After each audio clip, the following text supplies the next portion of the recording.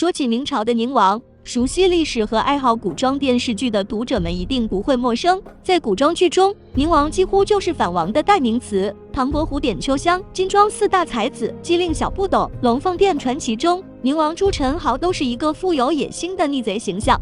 因为第4代宁王朱宸濠的叛乱，宁王一系最终被除名。在追溯朱宸濠叛乱的原因时，宁王朱权为朱棣所骗的历史也被不断提及，这位间接影响子嗣造反、被朱棣忽悠的宁王朱权的一生究竟如何呢？朱权是朱元璋第17子，朱元璋此时已建立明朝，他的童年是在皇宫中度过的。朱元璋虽然起于草莽，但对子嗣的文化教育十分重视，为皇子们挑选的老师都是世间大儒。在这样的环境下，朱权凭着自己的天资聪颖和勤奋好学，得到了朱元璋的赞许。在朱元璋所生26子中，除了第9子朱祁与第26子朱南早逝，长子朱标被封为太子外，其余23子均封为藩王。在23位藩王之中，朱元璋挑选了9名皇子镇守边塞紧要之地，其中燕王朱棣、宁王朱权均是北方重要将领。燕王朱棣镇守的北平是元朝故都，其地位无需赘述。宁王朱权所镇守的大宁，地理位置同样十分重要。大宁位在今天内蒙古自治区赤峰市宁城县，在张家口与锦州2个战略要地之间，是明朝防卫蒙古的重镇。同时，在朱权麾下还有朵颜、泰宁和扶余3个羁縻卫所，又被称为朵颜3卫或者兀良哈3卫。国朝献征路评价宁王带甲8万，革据6000。朱胡骑又骁勇善战，宁王朱权及其下属军队是一支不容忽视的军事力量。朱权还多次与朱棣等藩王出兵攻击蒙古部落，巡视塞上。行文至此，一个风尘仆仆、满脸杀气的青年将军似乎已跃然纸上。然而，国朝献征路对朱权形象的描写是生而神姿秀朗，白皙美人。历史上的青年朱权容貌俊美，不仅能征善战，亦能著书立说，文采斐然。对历史有感兴趣，奉朱元璋之命转修《通鉴国论》《汉唐历史》等史书。早期的朱权是一个受过良好教育、文武双全的少年英才。难得的是，朱权相比他的兄弟们比较遵纪守法，与朱元璋之间的关系也颇为和谐。与驻守北平的燕王朱棣更是兄友弟恭，怎么看都是朝着一代贤王的目标去的。只是这一切都随着朱元璋的去世化为乌有。朱元璋平定天下后，大肆诛戮。太子朱标曾劝谏朱元璋，得到的答复是：亲所诛者，皆天下之显人也，除以晏汝，夫莫大焉。在朱元璋看来，这些战功卓著的猛将是朱标难以驾驭的，而朱标的弟弟们则是可以信赖的。这种想法在朱标继位的前提下是没有问题的。可惜的是，朱标英年早逝，朱标次子朱允炆被仓促推上继承人的位置，没有朱标制衡，这些精明能干的弟弟们就不是朱允炆能驾驭的了。洪武31年，明太祖朱元璋去世，皇太孙朱允炆继位。朱允炆继位次年就开始在齐泰、黄子成等人的支持下着手削藩。藩王在封地往往多有不法之举。朱元璋在世时，秦王等人就因不法行为而遭到惩罚。周王朱肃是朱棣的同母兄弟，首先被禁锢在首都应天府，随后代王、齐王、明王、襄王均因罪被废，或死或囚。这样的做法自然引起其他藩王的恐惧和愤怒。对朱允炆来说，最大的对手是手握重兵、虎视眈眈的燕王朱棣。朱棣也最终利用朱元璋皇明祖训中朝无正臣，内有奸逆，必举兵诛讨，以清君侧的条文，借口讨伐齐泰、黄子成，起兵谋反，史称靖难之役。这个时候，22岁的宁王在干什么呢？与手握重兵的燕王朱棣一样，宁王朱权也是带甲8万，革据6000，掌握精锐的蒙古骑兵，还和朱棣关系良好，怎么看都是要铲除的对象。那么朱允炆是怎么对待朱权的呢？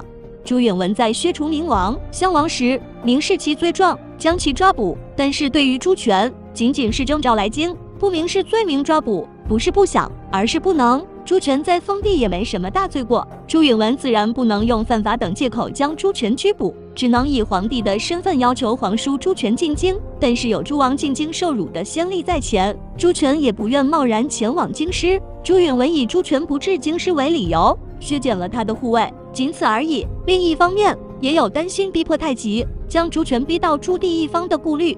朱权确实不想和朱棣混在一起，但他不想，不代表朱棣不想。为了拉朱权入伙，朱棣来了个霸王硬上弓。朱棣大败耿炳文后，朱允炆又派李景隆率大军前来讨伐，加上辽东吴高的部队，对朱棣形成夹击态势。在此间隙，朱棣率1000余精锐前往大宁，刘世子朱高炽守卫北平。之前与宁王共同出兵巡视塞上时，朱棣就很欣赏宁王军队的实力，尤其是其麾下朵颜三尉的能力，而且朱棣的情报工作也很不错，对于朵颜三尉这种雇佣兵性质的武装可以许以重力。而宁王麾下的汉族将士因为都是来自塞内，受不了塞外苦寒之地，早就想回到内地，这些情况都被朱棣打探清楚。收服宁王不仅能增强燕军的军事力量，更能切断辽东军队与南军的联系，还能断绝宁王这一昼夜之患，真是一石三鸟。为了达成这个目的，朱棣开始了自己堪称影帝级别的表演。朱棣先是单骑入城，遮住朱权的手，向他哭诉自己的遭遇，说自己起兵都是迫不得已，实在是没办法。现在南军100万大军兵临城下，做哥哥的快不行了，弟弟你一定要在皇上面前替我说话，只有你能救我，真是闻者伤心，见者落泪。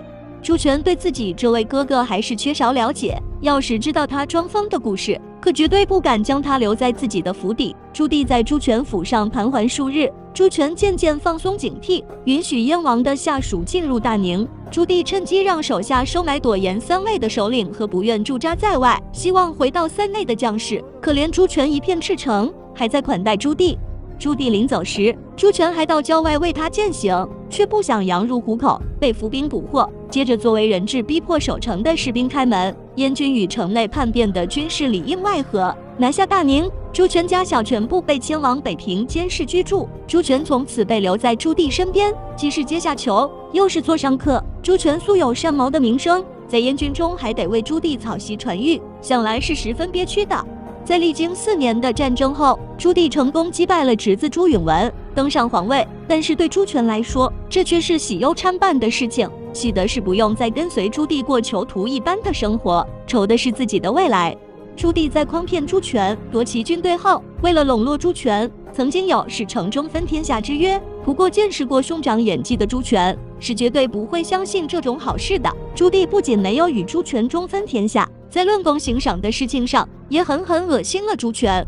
按道理，在存世的诸王中，唯一一个跟随朱棣靖难的是朱权，没有功劳也有苦劳。朱权本人为朱棣草拟檄文，朱权的家属在北平作为人质，朱权的军队被朱棣收编，大大加强了燕军的军事实力。但靖难成功后，朱棣放出了之前被囚禁的周王朱肃等藩王，给予他们赏赐，恢复他们的封地。对于背叛朱允炆、打开应天城门的古王，更是给予了丰厚的赏赐。可是跟随靖难的朱权呢，没有额外的赏赐。朱权原来的封地大宁早已被作为筹码赠予了蒙古部落，从此辽东、大宁、宣府的塞外防线出现了一大缺口。后来的京师顺天府则缺少了一块重要屏障，埋下了一大隐患。史料记载，朱权先后向朱棣讨要苏州、杭州，均被驳回。江南财富之地，朱棣怎么可能让他人染指？朱权未尝不知道这一道理，如此要求，恐怕也是在与朱棣怄气。朱棣给朱权列出了建宁、荆州、重庆、东昌4地，朱权最终选择南昌作为封地，并获得了朱棣的承认。朱权之所以选择南昌，现代学者分析与其夫人张氏出自南昌并葬在南昌有关。无论如何，朱权总算有了安身立命之所，他的家属也可以安定下来。但是朱权消气了吗？并没有。在仁宗朝，朱权提出南昌不是自己的封地，请求改封，被驳回。在宣宗朝，又请求增加自己在南昌的土地，惹怒了明宣宗。总之，朱权一直都在南昌生活，直到正统13年去世。朱权被裹挟参加靖难之役时不过21岁，受封南昌时也不过24岁，人生不过经历了1/3，剩下的时间，朱权在干什么呢？答案就是朱书立说，朱棣称帝后，他谪居南昌，开始读书弹琴，最先艺术与修道。这一方面是为了打消朱棣的疑虑，另一方面，朱权确实热爱文化，毕竟伪装只是一时，难以持续一世。朱权定居南昌后不断创作，并不是伪装。朱权的著述极多，内容涉及史学、道教、戏曲、文学、医学等诸方面，不仅范围广，而且数量大。时至今日，朱权仍然有30余种著述存世。值得一提的是，明末清初的著名画家八大山人朱耷，正是朱权的8世孙。